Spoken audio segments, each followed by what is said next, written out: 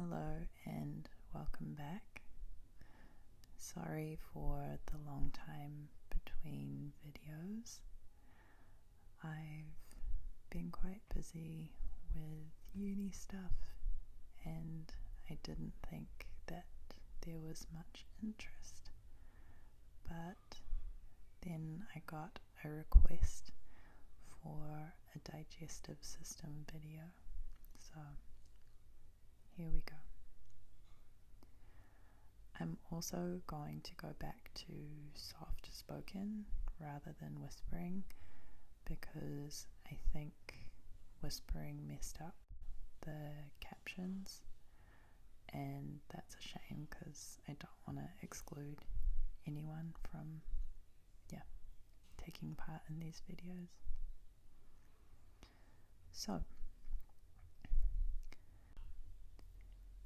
the main parts of the digestive system are the mouth, the esophagus, the stomach, the liver, the gallbladder, the pancreas, the small intestine, and the large intestine, which includes the rectum and the anal canal. Digestion starts in the mouth. Just the sight or even the thought of food stimulates saliva or spit production. Saliva has a few roles. One of them is to start breaking down the food and help lubricate the mouth to help with chewing.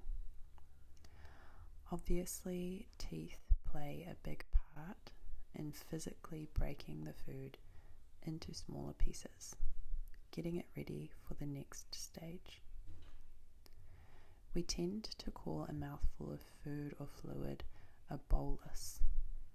So now the bolus is ready to travel down to the stomach through the esophagus. There are some complex physiological processes happening to make sure it doesn't go down the windpipe or trachea or up into the back of your nose at this stage. The esophagus is a muscular tube which squeezes the food down into the stomach using something called peristalsis.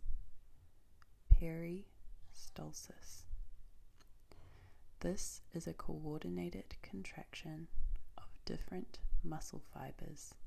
It happens a lot in the digestive tract. It kind of reminds me a little bit of how worms move. There are two sphincters in the esophagus. A sphincter is a ring of muscle. There's one at the top and one at the bottom, appropriately called the upper and lower esophageal sphincters.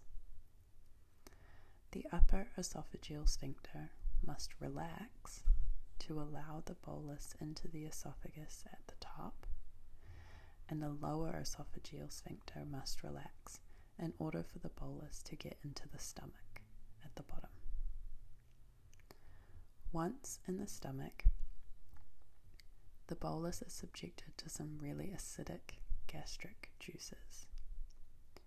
The stomach's roles are to hold ingested contents and release them in a controlled way, to physically churn the contents and also to chemically change them to help with digestion, as well as try to kill any dodgy bugs that might have snuck in.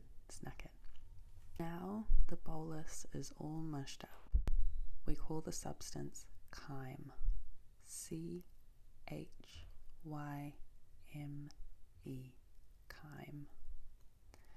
It's ready to go into the small intestine through yet another sphincter. This is called the pyloric sphincter. Now it's in the small intestine where it's subjected to some different kinds of juices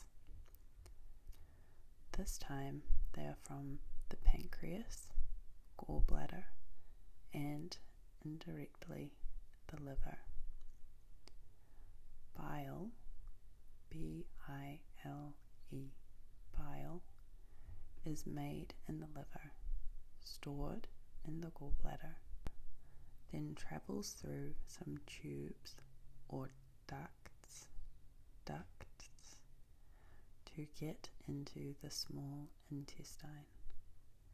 It actually shares some plumbing with the pancreas, which makes pancreatic juices that are also destined for the small intestine. The first part of the small intestine is called the duodenum.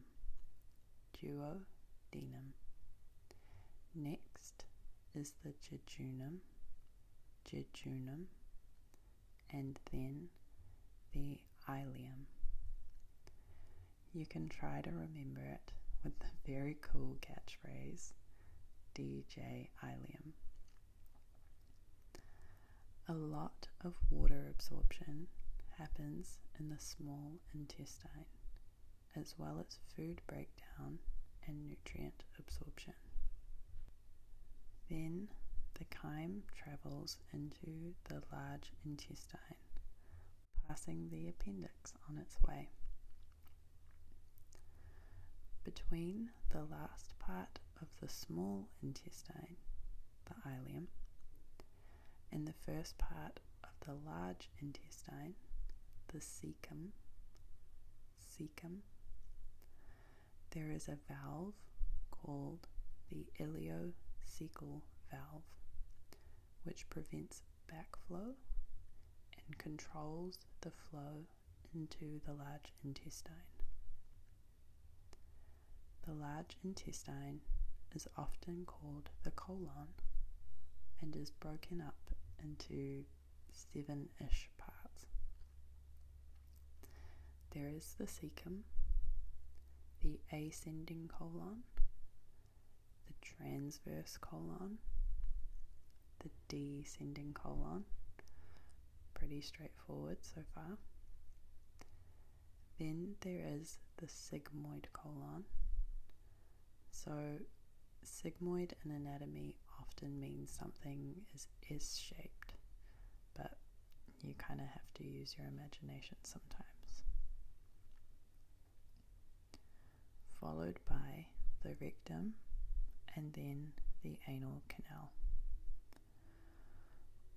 All this time, a lot more water absorption is going on, as well as excretion of some things your body doesn't need.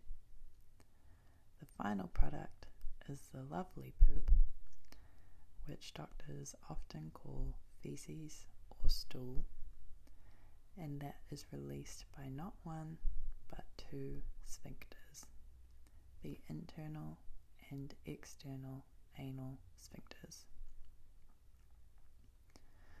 Okay, so please bear in mind that this is a very basic overview for people who haven't had much anatomy or physiology teaching.